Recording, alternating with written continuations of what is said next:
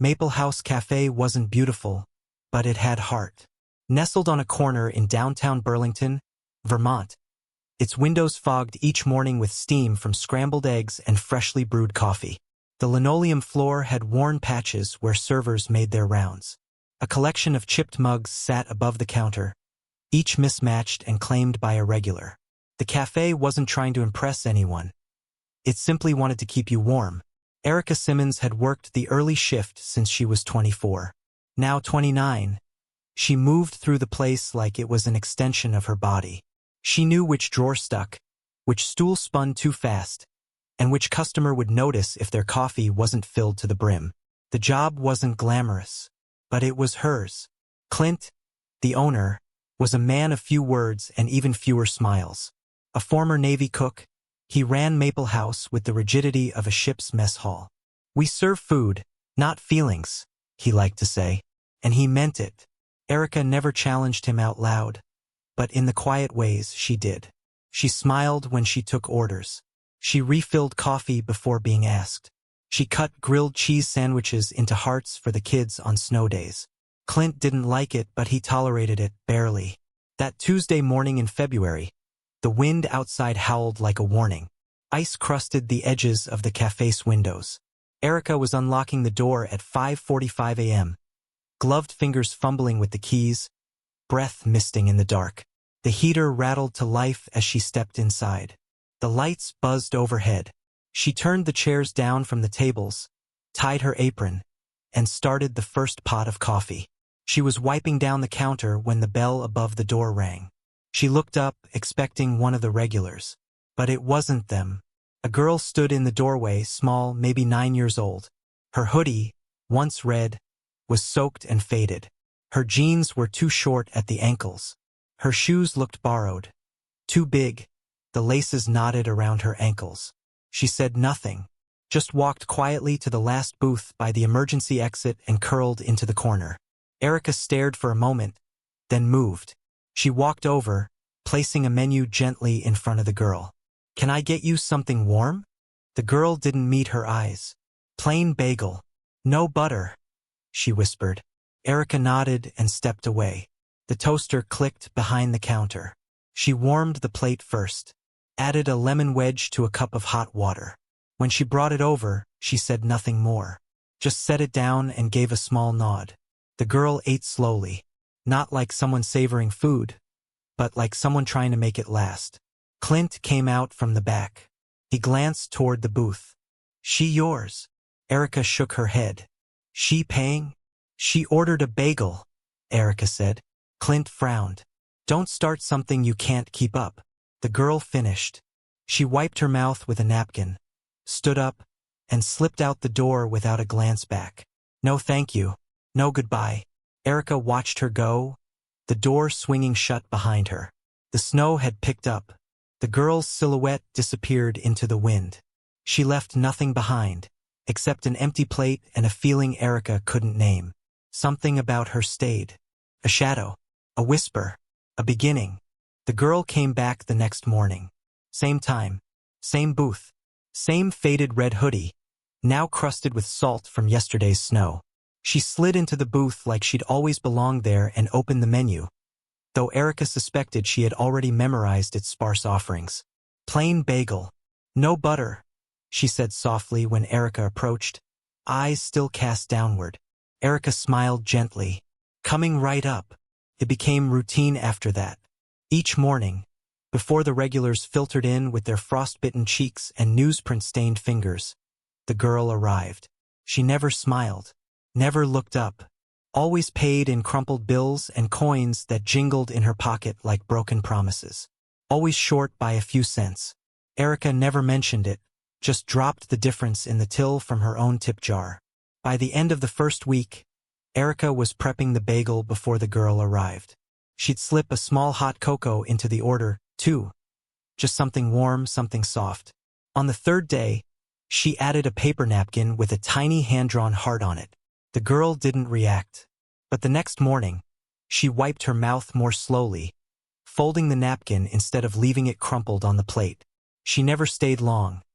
Just enough time to eat, warm her fingers around the cup, and disappear again. Erica tried once to walk her out, but the girl slipped away too fast. Clint noticed the pattern by the end of the second week. "She's still not paying in full?" he asked, arms crossed.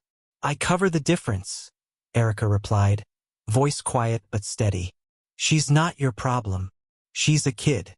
Hungry. And we're a business," Clint snapped. "Not a shelter." The next morning, Erica came in to find a new laminated sign taped to the staff fridge. "No free food. Staff who violate policy will be docked pay." She read it once, said nothing, and quietly kept doing what she always had. When the girl came in that morning, her hoodie soaked from another storm, Erica served her bagel and cocoa without a word. The girl noticed the difference, no napkin heart this time.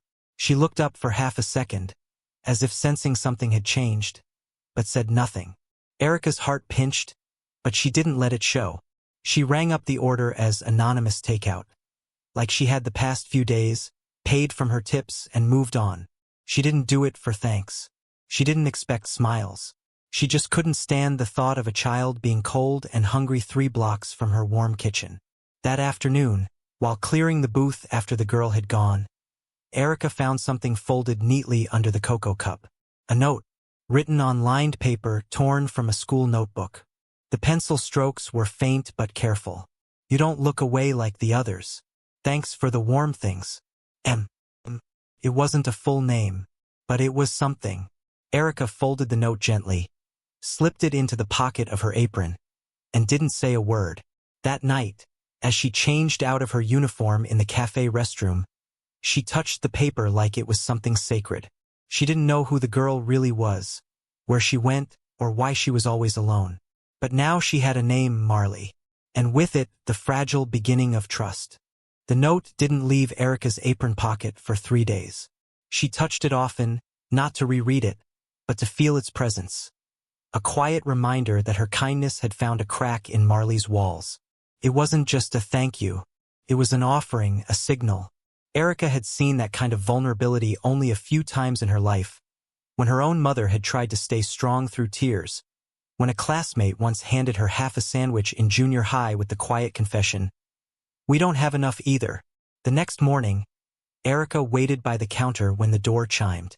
Marley stepped in, damp again, a puff of frost escaping her mouth as she walked quickly to her booth. She looked up as Erica approached, just for a second.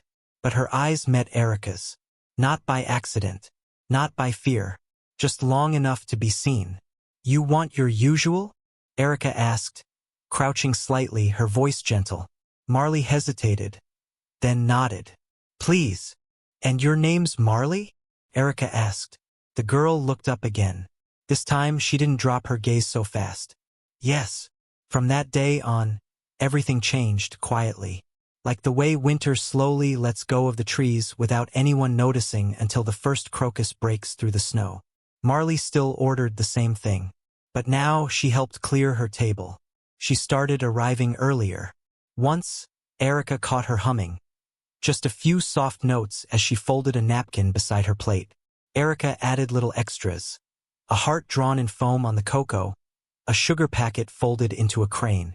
Marley never explained where she came from or where she went after breakfast, and Erica never asked. Some silences weren't walls, they were shields, but kindness had carved a space between them. It was enough. Then Clint caught Erica. It was a Tuesday. Cold, gray, wind pushing at the windows. Marley had already left, and Erica was logging her sale like always. Anonymous takeout. Clint stepped out from the back with a frown like thunder. "Again?" he barked, pointing at the register. "This isn't a soup kitchen, Simmons." Erica straightened. "I paid for it, out of my tips." Clint pulled the receipt from the machine. "And you lied about it. This isn't just policy. This is dishonesty. That's docked from your check." Other staff had paused nearby, dishwasher Will, line cook Jenna. No one spoke. "She's a child," Erica said quietly. "She's not your responsibility," Clint snapped.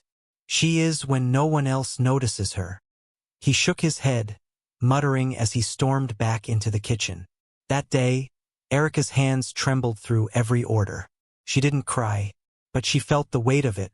How doing the right thing sometimes didn't feel rewarded, only punished. The next morning, Marley didn't come. Erica told herself it was the weather. Maybe she had a cold. Maybe there was a school delay. But the booth stayed empty. The next day, too. By the third morning, the bagel went unwrapped. The cocoa went cold. Erica stood behind the counter, apron folded in her hands, eyes on the door long after the bell had stopped ringing. Something in her chest ached. Was it the confrontation? Had Marley seen Clint shouting and decided not to come back? Had someone warned her away? Erica went home that night with the note still in her pocket. "You don't look away like the others," it said. But now the booth was empty, and Erica couldn't help but feel like she'd failed to protect something fragile, something that had started to believe it was safe. 3 days passed with no sign of Marley. Erica tried not to watch the door so closely, but she did. She caught herself checking the booth every few minutes. The bagel she had toasted that first morning sat on the warmer too long before she finally threw it away. By the third morning, she didn't even prepare one. Not because she didn't want to, but because it hurt more to see it go untouched. Clint didn't mention Marley again, but the tension between them buzzed like a static charge. He watched Erica more closely now, as if waiting for her to slip again. And though the other staff didn't say much, they noticed the way the booth remained empty. A silence had settled over the cafe, not just between tables, but in Erica's chest. Then, on the fourth morning at exactly 6:50 a.m., the bell above the door chimed. Erica looked up out of habit. It wasn't Marley. A sleek black SUV had pulled up just outside, the kind with windows tinted too dark for morning. 2 men in long coats stepped in first, serious, silent. A third man followed behind them, taller, broad-shouldered, with dark eyes and streaks of gray in his beard. He wore a charcoal overcoat and gloves, and he carried himself like someone who didn't wait for introductions. "I'm looking," he said, his voice low but firm, "for the woman who's been helping my daughter." Clint stepped forward immediately, smoothing his apron. "Sir, we treat everyone here with respect." The man raised a hand, and Clint fell silent. "My name is Calvin Rhodes," he said, scanning the cafe. "My daughter, Marley, hasn't spoken since the night her mother died. House fire. 6 months ago. She barely eats, barely leaves the house, until she started coming here." At the sound of Marley's name, Erica stepped forward, heart pounding. "She used to sit in that booth," she said, voice softer than she intended. "She didn't talk much. I just gave her what I could." Calvin's eyes turned toward her. He reached into his coat and pulled out a folded piece of paper, carefully smoothed from having been read many times. It was the note. "You don't look away like the others. Thanks for the warm things. She never writes," he said, his voice cracking slightly. "Not until this. Not to me. Not to her therapist. But she wrote this to you." Erica didn't know what to say. Her throat was tight, her palms cold. "She trusted you," Calvin said. "And trust doesn't come easy to a child who watched her home vanish in smoke." Clint shifted behind her, suddenly less confident. "We had no idea." "That's the problem," Calvin said sharply. "You shouldn't need to know a child's story to treat them with kindness." Erica stepped forward slowly. She just needed somewhere warm, and someone who wouldn't ask questions. Calvin studied her face. For a moment, the weight in his expression softened. He reached into his coat again and handed her a small card. Simple, embossed with a name and a number. "I own a few properties downtown. Cafes mostly. Coffee chains, some upscale spots. But I've always wanted something different. Place like this, but better. Not cleaner or trendier. Just warmer." Erica stared at him, confused. "If you'd like to run your own cafe," Calvin said, "one where no child is turned away, I'll fund the entire thing. No questions asked." The cafe was silent. Clint opened his mouth, but no words came out. Erica, still holding Marley's note, felt her hands shake. "This isn't a reward," Calvin added. "This is an investment in someone who sees what others miss." She didn't say yes. Not yet. But for the first time in days, something bloomed quietly in her chest. Hope. 2 months later, a new cafe opened 5 blocks from the local elementary school. It wasn't large, but it didn't need to be. The windows were always steamy, the door always open, and the smell of fresh bread met you before you even stepped inside. Its name was printed in soft red cursive across a white wooden sign, Red Porch Cafe. Below it, written in chalk every morning, no child turned away, no questions asked. Erica stood behind the counter the morning they opened, wearing an apron hand-sewn by one of the volunteers. It was stitched with little red hearts along the pockets. Marley's idea. The cafe wasn't fancy. Mismatched chairs, a patchwork of second-hand tables, shelves lined with donated books. But it felt alive. There was something sacred about the way it welcomed people, especially the ones who looked like they hadn't been welcomed anywhere in a long time. Adults came for the coffee and the cinnamon toast that tasted like something their grandmothers once made. But the heart of the cafe was the kids. Some came shyly, clutching backpacks too big for their shoulders. Others walked in like they already knew they belonged. No one was ever asked why they were alone. If a child was short on change, nothing was said. A quiet nod, a warm plate, that was the system. Erica kept a jar on the counter labeled Suspended Meals, where customers could buy an extra meal for someone they'd never meet. The jar filled faster than she could keep up. It turned out people liked the chance to do good, especially when it came without applause. Marley was there each morning before school. She wore a small red apron of her own now, stitched with her initials. She didn't talk much still, but sometimes she helped fold napkins or drew chalk hearts on the specials board. She liked writing the word warm on everything. She still ordered a plain bagel. No butter. But now, she always smiled when Erica placed it on the table. One snowy morning, just after opening, Marley brought something wrapped in tissue paper and handed it to Erica with both hands. Inside was a small framed photo. It was a picture of Marley sitting at one of the cafe's booths, a steaming cup of cocoa in front of her. She was smiling shyly, really smiling. Beneath the photo was a caption in her handwriting. "Thank you for seeing me when no one else did." Erica placed the frame above the register, where the morning light could touch it. Customers asked about it sometimes, and she'd just smile and say, "That's why we're here." People assumed Calvin Rhodes had chosen the cafe's name.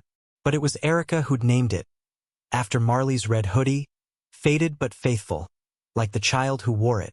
When reporters came asking about the story, Erica declined interviews. "This isn't about headlines," she said once. "It's about making sure no child walks into the cold and feels invisible." Someone asked her, months later, why she'd risked her job for one girl. Erica looked up from the espresso machine, the hum of chatter and clinking mugs behind her. "Kindness isn't special," she said. "It's survival. And sometimes, it's all we've got." The girl who once slipped in silently each morning now left laughter in her wake. The cafe thrived, not because it was perfect, but because it made room for people exactly as they were. And every morning, in the booth near the window, a small plate held a plain bagel. No butter, just in case.